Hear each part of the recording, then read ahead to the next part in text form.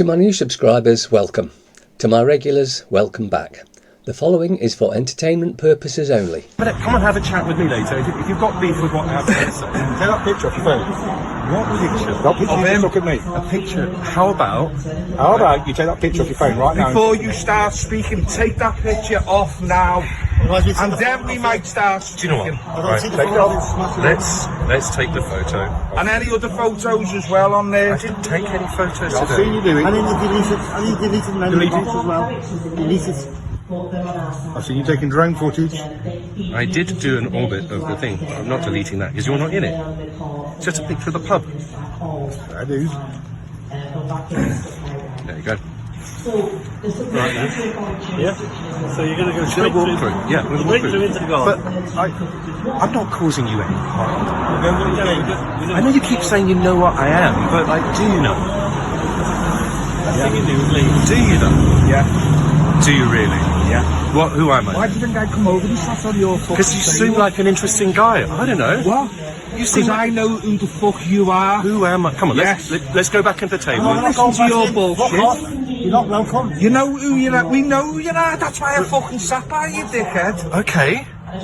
Go. But what does it matter? Like, I'm just a man sitting in a pub. Get the fuck out of these. Tell you what, I didn't want to be here. I'm going to be with my friends in the... Get your car and get off. I'm just going to go through the others. It might get messy. I don't think it's going to get messy because I'm not doing anything. I'm just sitting in It a nearly pub. got messy before I sat at your fucking table with someone else. I don't think it got messy. Didn't it? You shit yourself, you fucking folded. Well, do you know what? Why do you think... I don't want to start fights. Because you saw what the lad was capable of. Go on, get your stuff and go. But isn't that okay? But whatever your name is, sir, I'm not here to pick fights. I'm just here to try and watch. Interested in what you want to do. Yeah. No, but that's the thing. You're not really interested in. No, we're not. Because we know who you are. But that's why I sat down with that you. was the. You know what? That's the thing that I find most interesting about. Because what was the name? What was the name of today's event? It's something about open minds. But like literally, this isn't. But you guys, you don't want to hear from what I have to say because of the slightest disagreement that I might have with you. We've been doing over the last few years.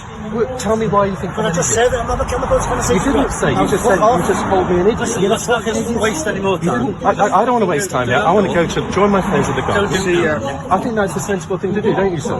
Yeah.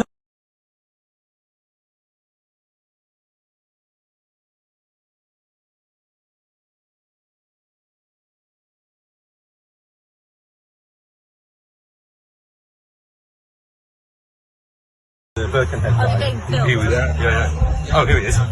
Come on, just, you don't have to film me. I know. I mean, it's not going to be very interesting footage, though. Let's go. Yeah, but I told you who I was. You knew before you come in here. It wasn't a secret, though. But you know, this adversarial position against people like this, we should welcome people. But I told you. Welcome in. Do you know who he is? I just told you who I was. I'm not here. Okay, I'm not here under. I thought you were alright. I thought you were a good guy. He's a bad guy. You don't have to agree with me. I don't agree with you on nothing. That's fine, but you don't have to point cameras at my face. You've been told to go. But you're not the boss of this. You've been told to go. By Go. whom? Do you want me to send someone over to make you go? Hey, Am I advising you to go? right, so, just my perspective. Do you want to come on the camera? Just You backing them up? I'm just offering a perspective. No, don't offer me, because I already know. That's why I sat down here with this. Let's say that this man is a bad man, Yes. right? This is exactly the sort of person we as a community should be reaching out to heal. I think he's too far gone. And he may well be. Yeah. But if we can have Do you compassion... know what? 95% of the public in here that know what he's done would not want him in here. Well, so if you want to back him up, I thought you were a good guy. I'm trying to be... What's your name? Right. Sir? It's got nothing to do with Okay, you. I just like. You go under 4 different names, don't you? 4 different names. And you put it under the name that you've been going for the longest. Do you not use a pseudonym on the internet? Hey? 4 different names you go under. Oh wait, hold on. You got upset with me because I took a picture of that guy who was prodding I me. didn't know nothing about that. And now you're- I didn't know nothing. Well, can I- I come and sat here half an hour before you took that If picture. you're taking pictures of me, do you mind if I video you? Is it okay if I just get my camera out and start going? filming you? You going? Really? Yeah. You're okay with that? Yeah, you going? You want him speaking, you love it. You love chatting to him. I love it. Love what? You love chatting to him. But like, what would you do with this kind of video? Are you going to put it on Facebook or something? No, I'm just trying to understand, like what's the value of this kind of video? Like, is this going to be something good for the social media, or is it like? I don't really get. Like, I don't get what. It doesn't matter. Why are we so nice? Like, You seem like such a nice guy as well. I am. Can you say that about yourself? No? Oh, you can't you? Is this your fella? Hello, how you doing? You alright? The bullet. Come on, I don't want to go.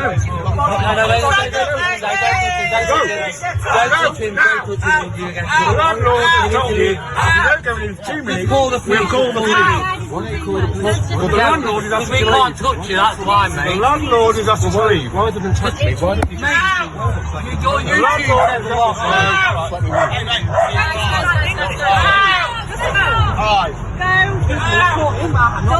Why don't you just use your words? No, because you just say how much. Why don't you just explain to me what you think? Why don't you say That way.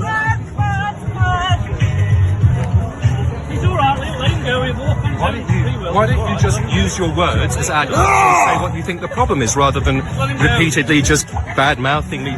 You can tackle this like a grown-up rather than just a rude... I mean, I thought it was a bit childish, to be honest. You know, like, you sat next to me, you could have just talked you could have said what was on your mind, right? But instead you just wait for this sort of... on your mind, there you go. It seems like a bit of a mob, if anything. Is it? It does seem like... Wonder why? What is this? What is it? What's going on? Do whatever, just fuck off, mate. Alright, get the message. Fuck off. You're not welcome, it's private, dude. Fuck off. Okay. Yours there. Well, sorry, you don't get your money back. This is small. You're not welcome anywhere. You're exposed, lad.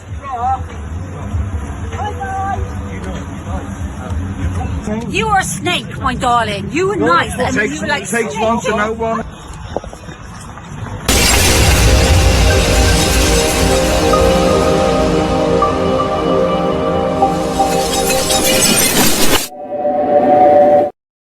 If you don't think we're being blasted by all kinds of radio waves and electromagnetic radiation, watch this clip from 2017 about smart meters. And we now have vast amounts of published science on microwave radiation and health effects. The data we're going to look at are all published science, testing results, or public standards. At the bottom end of the radiation scale of what's called power density or signal strength is the minimum level at which cell phones will work, which was found to be 0.2 billionths of a microwatt per centimeter squared. Pine needles were found to age prematurely at 0.000027. At short-term exposures of 0.05, children aged 8 to 17 experienced headache, irritation, concentration difficulties, and behavioral problems. 0.1 is the biobiology or building biology guideline for extreme concern. 1.0 produced sperm DNA fragmentation and a decrease in sperm viability in vitro. Also at 1.0, the science shows the following bodily effects can occur: headaches, dizziness, fatigue, insomnia, chest pain, difficulty breathing, and indigestion. 2.5 saw altered calcium metabolism in heart muscle cells. 4.0, changes in the hippocampus affecting brain memory and learning. And at 6.0, DNA damage in cells. So, where are smart meters on this list? Electrical Power Institute in December 2010 measured a single Itron smart meter with pulses up to 7.93 microwatts per centimeter squared. Our own testing indicated approximately 8.0 with 1 meter. These tests are at a close distance, approximately 1 foot away from the meter, but an infant's crib could be just as close on the other side of the wall where the meter or bank of meters are installed. Even though there are all these known health effects at levels far lower, Switzerland, Liechtenstein, and Luxembourg see fit to set the standard at 9.5. And China, Poland, and Russia, 10.0. This is the same level at which behavior has been altered, producing reflexes of avoidance following 30-minute exposures. A room of 12 smart meters, very common and even a conservative number in an apartment building, tested at 19.8 microwatts per centimeter squared. This is hundreds of times higher than levels which clearly indicate harmful effects. So how can utilities and governments get away with forcing these devices on everyone? This is how. In Canada and the US and several other civilized countries, the safety limit is set at 600 to 1,000 microwatts per centimeter squared. This so-called safety limit is literally tens of thousands of times higher than levels which are known to damage health, according to peer-reviewed published science. How to turn a free country into a censorship state. Step 1. Soft censorship. There are countries that like to present themselves as free, but that still kind of want to control what people can and cannot say. Typically, they use the media to slowly change the way certain language is presented. The goal is to make some things socially unsayable. That's how over the course of a decade or so, the term colorblindness, so treating everyone the exact same regardless of race, was turned from a common sense thing first into a problematic stance that supposedly ignored systemic issues, and eventually into covert racism. So its meaning was completely turned around. Through sufficiently vague and repetitive messaging, specific language can be socially tainted. Certain things then become harder to say. Step 2. Guilt by association. Once language is stigmatized, people will begin to tiptoe around it so as to not cause trouble or offense. Now it can be weaponized. So the next step is to widen the terminology to include more unwanted narratives so they too become contaminated. Fascism was a descriptor of a particular form of authoritarian government. It is a heavy term because of the dictatorships we associate with it. But over the years, it was applied more and more liberally, in such a way that the underlying connotation never went away, so it remained the kind of thing that nobody wanted to associate with, but it began to encompass more and more things. So what if suddenly criticizing the media was also fascist? What if supporting a certain candidate was fascist? Step 3. Contagion. Perhaps the most sinister thing about soft censorship is that after a certain point, it spreads by itself. Because most people want to be good, they will avoid what is considered bad. And while step 1 requires constant media bombardment to program negative connotations into people's minds and subliminally change their behavior, at some point people start to see those around them adapt to the new paradigm. Social self-preservation kicks in and people's behavior changes at scale. Censorship then goes mainstream. Step 4. Social exile. Once certain language becomes socially accepted, breaking that new taboo can basically get you cancelled. It's not banned by any means, but you do better to fit in when those who don't might lose their friendships or they might even lose their jobs. Step 5. Write it into law. Up until very recently, most people did not think this was possible, because it's dystopian, and so unlike the free world. But once soft censorship has gone mainstream, the political cost of taking it further sinks dramatically. The state can now come and label unwanted narratives as hate speech, and hate is bad, and the state wants to protect its people from hate. And I don't need to tell you that this is no longer theory. So beware of those trying to tell you what to say and what not to say. If you catch it early, maybe you can prevent worse. Who gave them the right to charge us for water and land they didn't create? We should not be paying anything for our existence on this earth. Let that sink in. Let it scrape against everything that you've been taught. Because the most insane idea humanity ever normalized is that you owe money simply for being alive. You were born here without consent on a planet you did not create, under a sky that no government ever hung, breathing air that no corporation manufactured, and somehow you start life already in debt. That's not normal. That's not moral. That is not even sane. Explain to me how land became owned. Explain how water became a bill. Explain how shelter became rent, movement became a license, and rest became something you have to earn after selling most of your waking hours. They didn't just monetize labor, they monetized survival. And the moment survival has a price tag, freedom is gone. Because if you must comply to be allowed to live, that is not choice. That is coercion, wearing a suit and calling itself civilization. And don't insult people by calling this just how the world works. That phrase is the psychological gag they stuff in your mouth before they tighten the leash.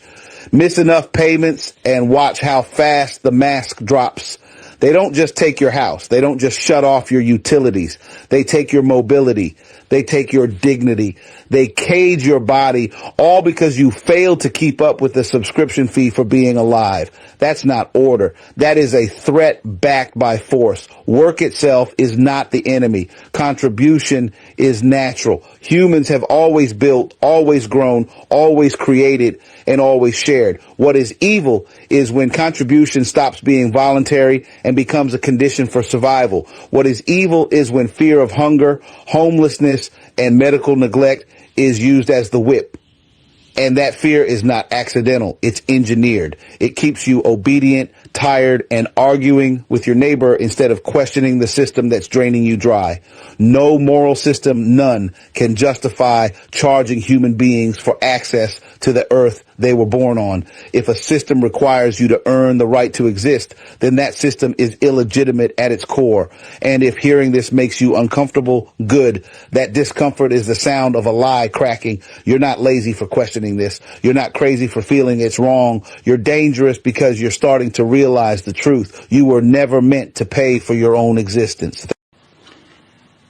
A dangerous subversive elite has managed to infiltrate the highest levels of Western institutions and governments to implement the criminal plan of the Agenda 2030.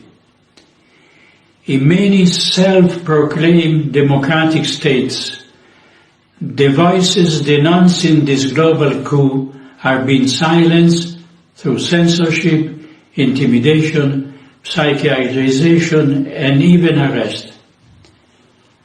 Among the victims of the totalitarian regime quietly establishing itself in Europe, Canada, Australia, and other vassal nations of the United Nations, NATO, World Health Organization, and World Economic Forum, all private entities funded by the same powers, is lawyer Rainer Fulmich, unjustly imprisoned and still awaiting for a fair trial. His crime is having dared to speak the truth in a world of criminal lies. I call on Catholics and all people of goodwill to raise their voices in defense of those persecuted by the globalist regime. It is not Attorney Fulmich who should be imprisoned, but those who committed the greatest crime ever against humanity: Anthony Fauci, Bill Gates, Klaus Schwab, George Soros, Ursula von der Leyen, Albert Bourla, and all their accomplices and emissaries, especially those in institutional positions. Free Rainer Fulmich. Reasons why we want to be able to find better ways to monitor whether somebody is paying attention or they're doing something different. The newest way to monitor attention is through a device like this one. These are ear pods that are launching later this year. These ear pods, much like the video you watched earlier, are ear pods that can pick up brainwave activity and tell whether or not a person is paying attention or their mind is wandering. Okay, well, you might think, fine, but even if we can tell whether a person is paying attention or their mind is wandering, you can't tell what they're paying attention to. You would be wrong. It turns out that you can not only tell whether a person is paying attention or their mind is wandering, but you can discriminate between the kinds of things that they're paying attention to. Whether they're doing something like central tasks, like programming, peripheral tasks, like writing documentation, or unrelated tasks, like surfing social media or online browsing. When you combine brainwave activity together with other forms of software and surveillance technology, the power becomes quite precise. So what do we do with this? What do we do with technology that enables us to monitor brainwave activity for attention? Do we embrace it? Do we resist it? I believe that there is a pathway forward with such technology, but it's putting it in the hands of employees, enabling them to use it for themselves as a choice, whether or not they want to focus, whether or not they want the technology in order to improve their own performance, but not using it as a measure of their brain metrics to decide whether to fire them, hire them, or to watch for their lagging cognitive decline over time and using it as a way to discriminate against them. Recluse here. I hope you're all well. Now, been looking into the Farage stuff and the donations to Reform, and look, it's really, really, really dodgy. Now, clearly, you can't trust the media and you can't trust the authorities. However, if you actually dig deep into what they're saying, this guy, George Cottrell, is clearly involved with the mafia. Maybe the Russian mafia. And look, there's no one that speaks out more against the hysterical anti-Russian stuff. But he once lost 16 million quid one night playing poker in Montenegro. Right? That's called money laundering. Okay? Casinos are notorious for money laundering. So look, there's been a lot of accusations about Farage over the years. A lot of accusations about Reform, you know, and the Isabel Oakeshott and Richard Tice, they're involved with this. Loans to buy properties and stuff like that. I mean, clearly the authorities will have known about this and they've sat on it, but they're now going after Farage. Now, this is why, you know, he's always been such a dodgy guy, especially to lead the supposed right-wing or conservative insurgency against the government. Government will have likely known, the security services will have known the guy was compromised. So look, don't shoot me. I'm just telling you, I say it as I see it, and people might go to prison for this. Just telling you right now. Speak to you later. 7 biggest lies you've been told. 1. The system is built to help you. Bullshit. The system is built to fuck you over. It's a money-making machine for the rich, and you're just the product. You're not part of the plan. You're the sucker who's paying for it. 2. Hard work always pays off. Yeah, right. You bust your ass while the rich laugh in their ivory towers. Hard work doesn't mean shit when the game's rigged, and you're the one who gets screwed. 3. The news tells you the truth. What a joke.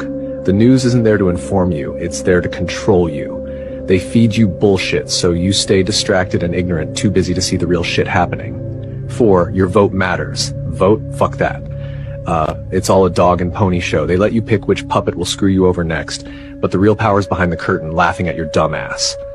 5. Debt is normal. Debt is fucking slavery. They want you drowning in it, so you're too busy worrying about how to survive to ever challenge their bullshit system.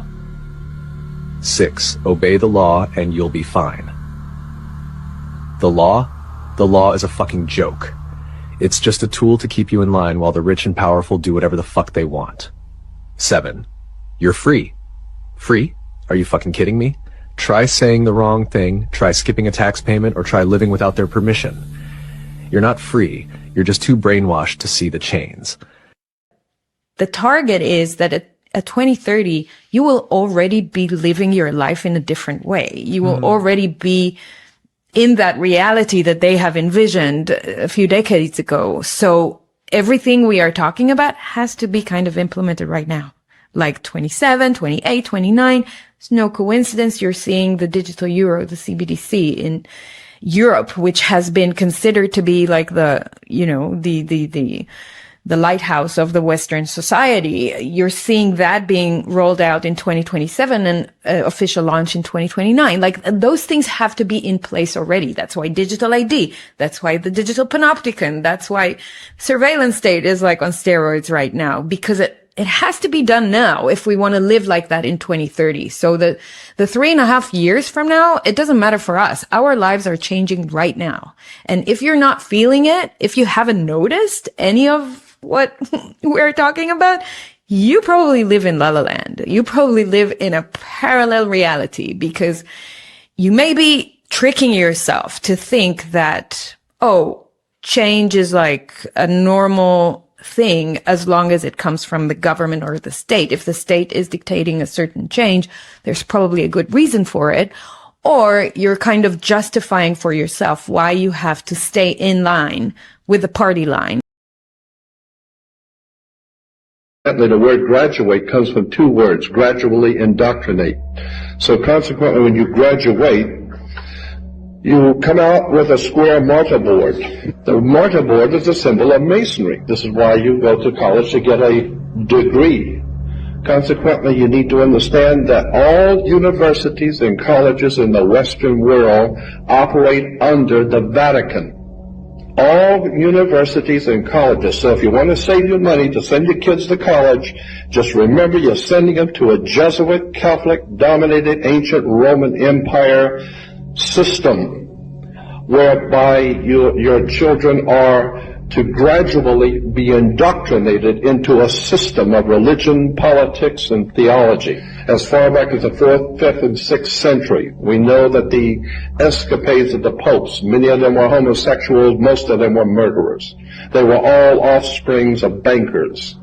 The entire Vatican system was a banking system. Today's Uniform Commercial Code is based on the old Vatican canon law. So once you understand the church, government, politics are all interconnected, and the secret societies have been manipulating them all from day one. Since 1885, the Rothschilds were trying to start a world war because the Zionist International Congress at Basel, Switzerland, has called for 3 world wars.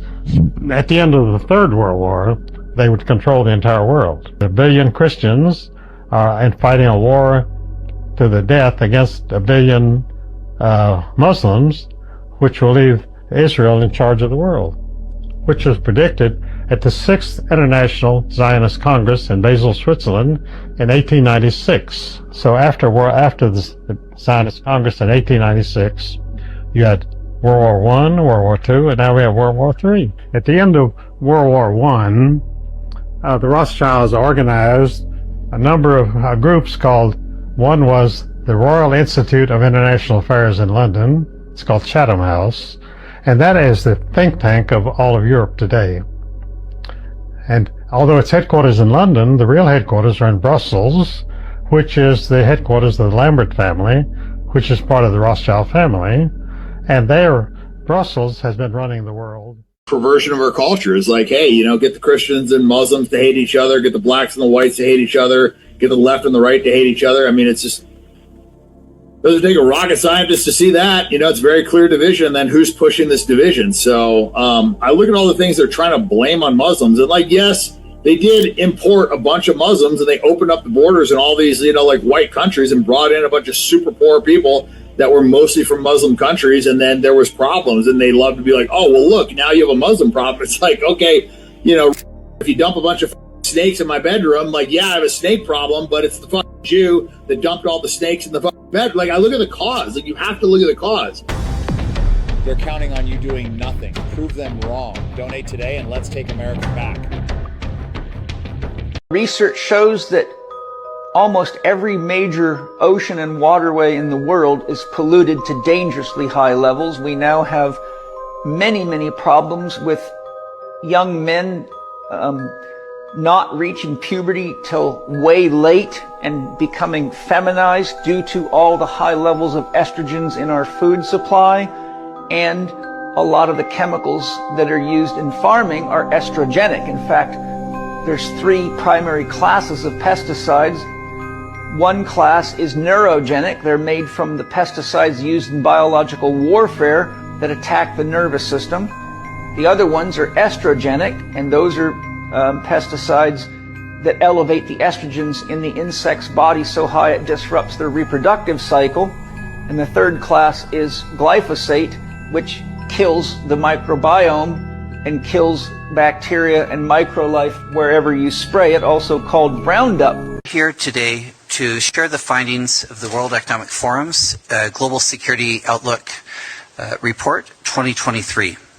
This is a result of research in collaboration with the forum's communities and our partner Accenture, in which we've interviewed and sought input from over 300 executives globally. The most striking finding that we found is that 93% of cyber leaders and 86% of cyber business leaders believe that the geopolitical instability makes a catastrophic cyber event likely in the next 2 years. I have made it clear to the Israeli leadership that I do not support their expansionist ideas. The indigenous people of that land have rights that cannot be ignored. We must find a fair solution, not one dictated by any single group.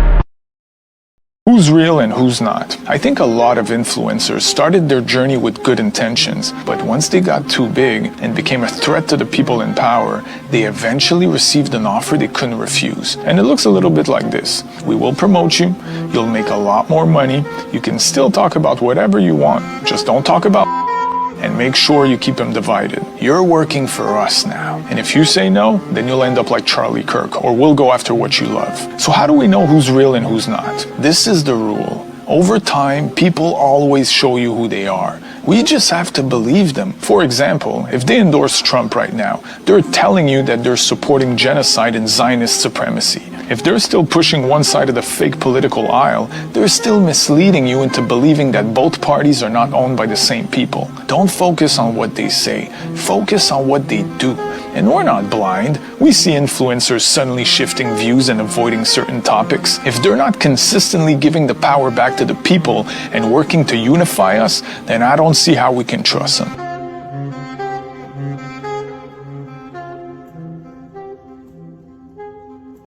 So if our goal is to get mothers to choose baby formula over their own breast milk, all we gotta do is to get their doctors to tell them to. So you start Nestle's 1970s influencer campaign to basically get doctors to say, formula good, breast milk bad.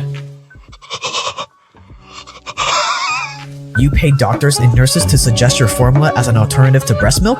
And in places like Asia and Africa, you even hire saleswomen, dress them up like nurses, and get them to hand out free samples and medical advice. And you make sure that these free samples are just big enough that by the time they run out, these mothers would have stopped making breast milk naturally, cementing a profitable, loyal customer.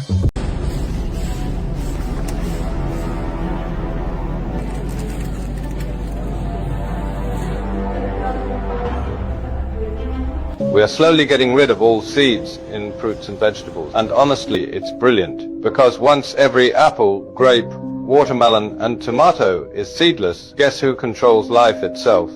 No more planting your own food. No more saving seeds for next season.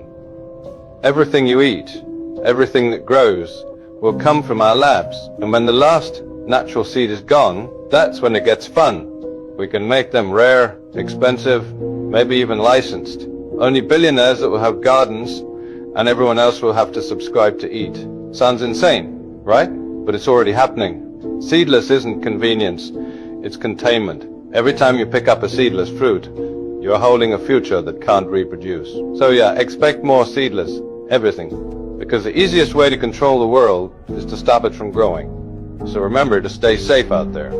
If you're wearing a smartwatch every day, you need to hear this, because those smartwatches are sitting directly on your skin and sending electromagnetic and radio frequencies into your body all day long. And these are grade 2B carcinogen. And that close contact increases your exposure intensity compared even to holding your phone or your laptop away from your body.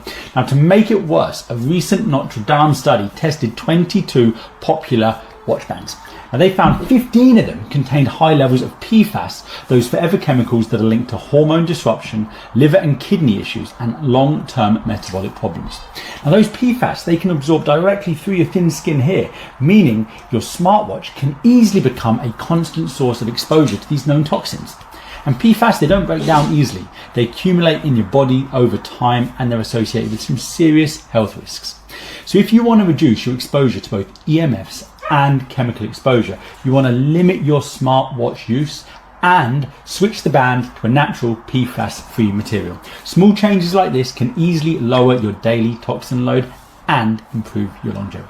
You should be very concerned about some of the privacy features Apple just turned on in its latest update. Come along, let me show you what they are, and more importantly, how you can turn them off. First thing you're going to do is open up your settings, and I want you to scroll all the way down here to the bottom where it says privacy and security. Click here. Once you're in privacy and security, I want you to scroll all the way down right here to where it says Apple Intelligence Report. This sends all of your personal information, everything you do, your text messages, your location, back to Apple every 15 minutes, every 7 days, or my recommendation, to turn this off. I want you to go back, and right here under Apple Analytics and Improvement, make sure you have all of this turned off. There's no reason for you to share this information with Apple.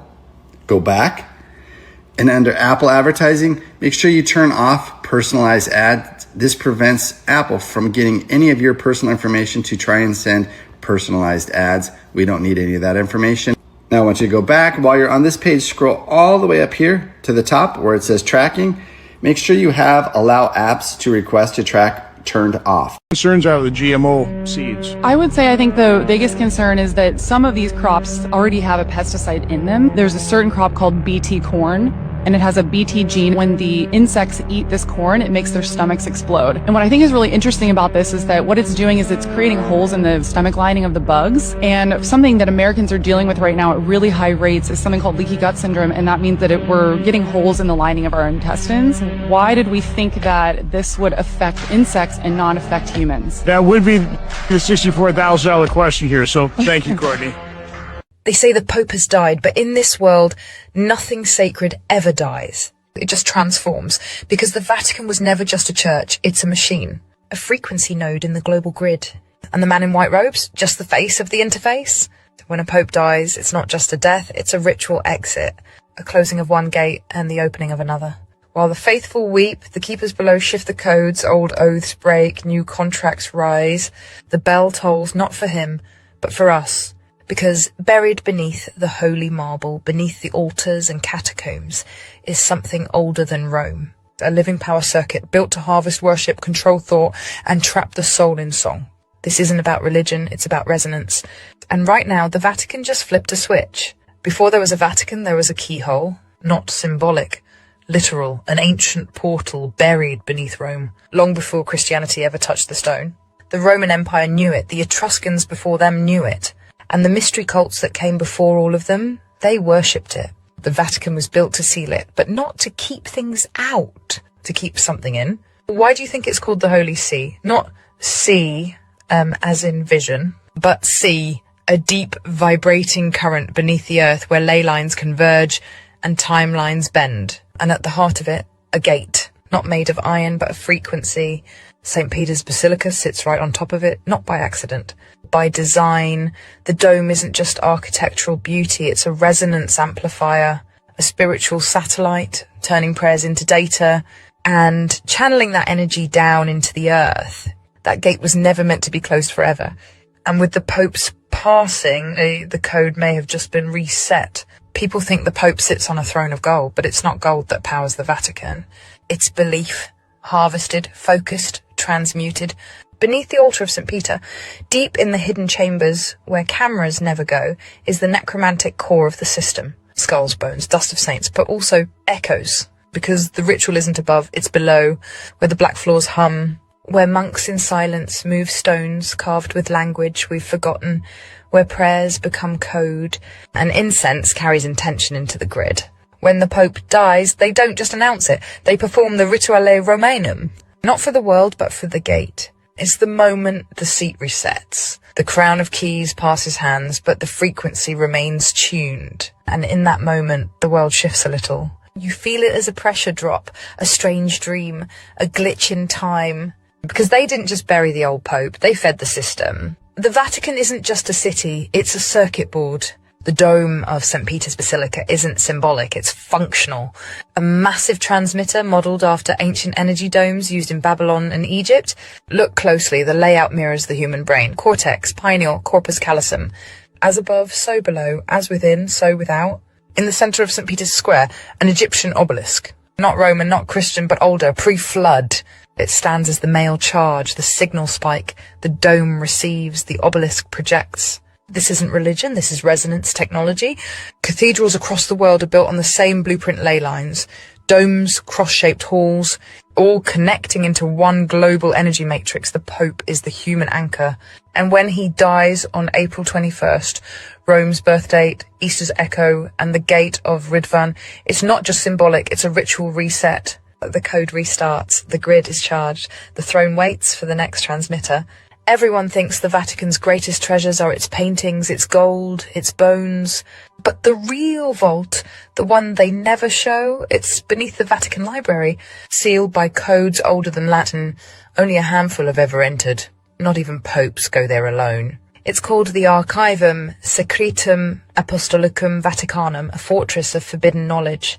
scriptures that rewrite the Bible, maps that show lands beyond Antarctica, scrolls that describe the beings before Adam, blueprints for machines powered by sound, not fuel. And deep inside, buried in a vault within a vault, they say there's a box, black cold pulsing, said to hold a piece of something that fell from the sky, but thinks like a god. The key of the abyss, they call it. It doesn't unlock a door. It is the door, and it's what gives them control over the global spiritual signal. Only when a pope dies can the seal be reviewed. Only when the voice goes quiet can the system realign. So did the pope die, or was he simply sacrificed to reconfigure the machine? They dress it in white, but the true throne of the Vatican is black. Buried beneath marble and myth, beneath the so-called chair of St. Peter, is a relic the church never talks about, a black stone seat ancient worn, etched with symbols that don't match any human language. It vibrates constantly like it's not from here, because it isn't. This is the Saturn throne, the echo of a god older than the Bible, older than time. Saturn was always the true deity of control, the lord of the harvest, the binder of souls. And the Vatican is his temple, redesigned, rebranded, but never disconnected. Why do you think they wear black on Holy Saturday? Why does the dome mirror the eye of Saturn when viewed from above? Because this system wasn't built to set you free. It was built to bind you in ritual. And every pope is a conductor, not of faith, but of frequency. With the death of the pope, a new conductor steps forward. The signal shifts, the machine reboots, and Saturn hums again beneath the seat of Christ. They say the cross is holy, a symbol of sacrifice, of love, of resurrection. But the Vatican doesn't worship the cross, you think. Look closer, at the throne, the halls, the robes, you'll find it again and again. The inverted cross, they'll tell you it honors Peter, crucified upside down, but that's the cover. In the deeper chambers, behind locked doors, it means something else. Inversion of light, of truth, of God. It's the serpent, posing as saviour, the resurrection mirrored, twisted, not to restore life, but to enslave it in eternity. The Pope dies at Easter on the founding of Rome. They call it sacred timing. But it's not resurrection, it's reinstallation. A false Messiah rises, a new voice in white. But behind the robes, nothing human. This isn't faith, it's ritual disguise. And while millions kneel, the signal locks deeper into the soul grid. The real resurrection won't come from Rome, it comes from within you. This was never about saving your soul, it was about harvesting it. The Vatican isn't just a religious site, it's the central node in a global spiritual siphon. Every prayer, every confession, every ritual feeds into the grid. This holy grid is a worldwide resonance system, mapped perfectly over ancient ley lines, connected through cathedrals, towers and temples, built not to uplift but to trap energy. Your faith becomes fuel, your worship becomes wattage, and when millions tune in on Come On Christmas, Easter, papal death, the surge is massive. This is the Soul Harvest Network, and Rome is the switchboard. It's why the Vatican needed to survive every empire collapse, why they kept secrets buried, why they outlawed true mystics, prophets, witches, anyone who bypassed the system. Because they can't harvest a free soul, only one trapped in ritual, bound in belief, plugged into the grid, and with his passing, a global update has been pushed. But you don't have to download it. You were never broken, you were bound by stained glass, by incense, by stories dressed as salvation. They told you your soul needed saving, when in truth it was always the most powerful code in the system. The Vatican's magic isn't just ritual, it's belief engineering. It weaves guilt into the DNA, it teaches you to kneel before a throne that feeds on fear. But now, the illusion is fracturing. Because once you see the spell, you can speak your name and break it. Stop giving your energy to false light. Not all robes are holy, not all prayers are pure. Reclaim your voice, speak your truth, even in whispers. That alone short-circuits the grid. Detox your timeline. Clean out the frequencies that loop you. Music, language, media, it's not entertainment, it's entrainment. And most of all, remember, you're not waiting for a saviour, you're not here to obey. You are the resurrection code, walking, breathing, awakening. And the moment you refuse to bow, the parasite system dies. Not with a bang, but a whimper in the dark. For 9 days after a pope dies, the seat of St. Peter is empty. But that void isn't silent, it's ritual space. The sede vacant window is where the old contracts expire and new spirits move in. Some say it's when Saturn takes inventory, others say it's when the machine is most vulnerable. They'll call him a man of peace, he'll speak 12 languages, he'll quote the gospel and AI in the same breath. But the next pope won't just be a man, he'll be a hybrid symbol, half human, half system. A biometric bridge between soul and server. Watch his eyes. They won't blink the same. Hidden in the vaults are blood samples of popes going back centuries, DNA of saints, apostles, and others not of this world. The next phase may require a match, the blood of Peter, the seed of Saturn, a perfect vessel to complete the resonance lock. They say he never left, that in the halls below the stone, there walks a man in black robes, not a leader, a handler. He speaks not to the people, but to the grid. They call him the mirror, because he reflects what's hidden. Now that the highest seat is empty, he stirs. He was never chosen by crowd or vote. His crown is silence, his oath unchanged for centuries. When the bell tolls, he will not rise, he will emerge. There's a room beneath the throne where no light touches. A place older than Rome, built with stones that hum beneath your skin. Not scripture, script, not relics, records. When the key is turned, not just doors open, but timelines fracture. The death of the figurehead isn't an end, it's a signal, a relay, a countdown. Inside that vault, something slithers. Not a creature, a code. One that can only be read by those who carry the mark. And the mark runs through the veins of the kings and clergy who never truly died. They say the Pope wears white, but behind closed doors, there's another throne, black as pitch. Not symbolic, not metaphor. Rail, stone, obsidian carved with serpent script. And it hasn't been sat on until now. Because the death of a pope is a ritual, a handover. The black pope rises when the white one falls. But this time, there's no clean succession, only chaos. So you think they're choosing a new leader, they're not. They're decoding which bloodline has awakened. And it isn't who you think. Beneath the Vatican lies a vault they'll never open to the public.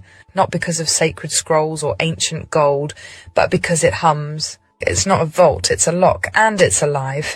They call it the blood of the machine. Not red, not organic, but moving. It responds to thought, to fear, to faith. And it's not from here. The Pope wasn't guarding a religion, he was guarding this. And now he's gone. So who has the key? Not all leaders wear white robes. Not all farewells are real. The figure we watched fade was never the final piece. Because beneath the surface, another voice speaks. Older, quieter, more powerful. When one chapter closes, a hidden page turns. This isn't the end. It's a pivot, and while the world mourns, those in the know reposition. The signal was never for the masses, it was for the ones watching the shadows, because now they're scrambling. When one of their anchors falls, it creates ripples in the veil, weak points, glitches, gaps in the programming, and that's when the truth leaks through. This isn't the time to stop, this is when we press harder. When people are shaken, searching, doubting, that's when they're listening. You feel it too, don't you? That shift in the current. We're not just exposing them, we're pulling at the cords of the matrix itself. We're not just pulling at threads anymore. We've reached the weavers. The illusion is trembling, and this time it's the matrix that's afraid of us.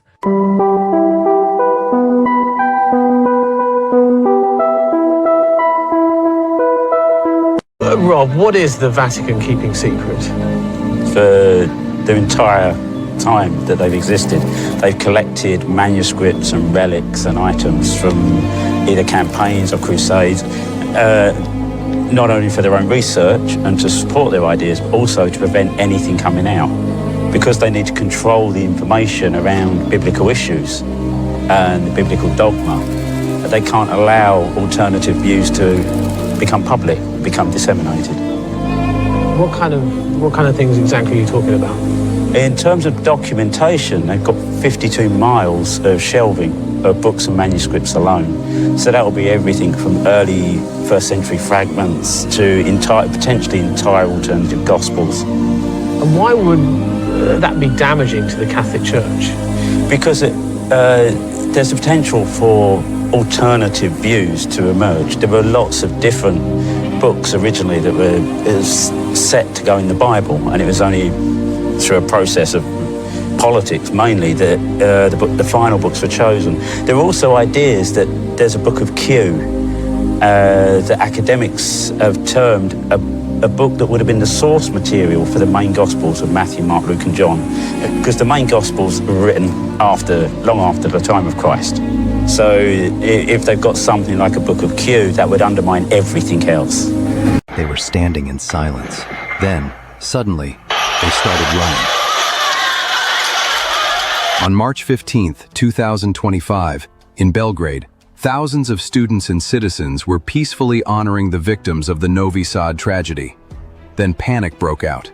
Many reported nausea, dizziness, ear pain, and shock. Videos and witnesses point to the possible use of a sonic cannon, an acoustic weapon that can cause panic, pain, and physical symptoms through extreme sound pressure.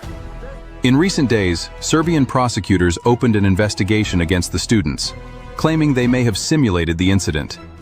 This is outrageous. That weapon did not fall from the sky. Someone used it, someone covered it up, and now the Vučić system is trying to blame the victims. Serbia deserves truth and justice, not intimidation. You can go from New York to Brazil, Buenos Aires, and then Antarctica without ever coming up to the surface for air. And you can do it all at way more than 1,000 miles an hour on magnetic levitation trains, otherwise called maglev. One thing he told me, he went from Virginia to Los Angeles in 45 minutes. Do the math, 3,000 miles an hour. Most people don't even believe that there's a tunnel network. There are there are hundreds of thousands of miles of tunnel systems. This is the Holodomor genocide. So you thought the Holocaust was bad? This was a man-made genocide by the Bolsheviks, killing upwards of 7 million Ukrainian Christians in just 18 months. Families ripped apart, children abandoned, villages wiped off the map. Posters were made to say that it's morally wrong to eat your own children. From 1932 to 1933, Bolshevik grain quotas and forced collectivization deliberately destroyed lives and communities. A horrifying, intentional genocide the world still ignores. So follow me to witness history we're made to ignore. When the accumulation of wealth is no longer the high social importance, there will be great changes in the code of morals. The reality is, homeschooling is really just parenting. We've outsourced this area of parenting to the government for so long, we've forgotten that it's actually our responsibility. If someone is on the world stage, it's because they were put there to fulfill a role. There are no heroes on the world stage. That's the cold, hard truth. Go into the silence. Go and sit down quietly by yourself for 30 to 60 minutes. 30 to 60 minutes. Most people in our society have never sat quietly for 30 to 60 minutes in their entire lives. Yet I will tell you this method works 100% of the time. That any problem that you have, any difficulty, any challenge, any goal that you want to accomplish, if you'll go into the silence and sit quietly and then listen to the still small voice within. The still small voice within. This is the key. You will find that at a certain point, probably at about 25 to 30 minutes, your mind will go completely clear. And then a flow of ideas will start to flow into your mind. You'll feel energy welling up inside you. And at a precise moment, as you sit there in complete silence, your mind will go clear and wham! Exactly the answer you need will come at exactly the right time. Thank you to everyone who buys me a coffee. Thank you. Car's ready to race! Easy, mate. Get off the track. No! Bro lost the Grand Prix!